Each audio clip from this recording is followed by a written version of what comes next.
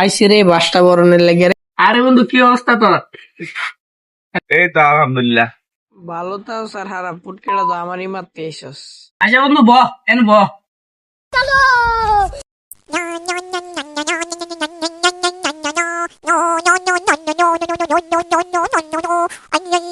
খাওয়া দাওয়া করছস? বন্ধু খাওয়া দাওয়া করছি।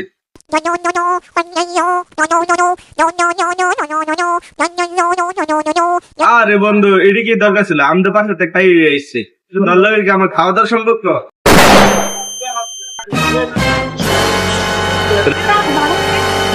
A few moments later.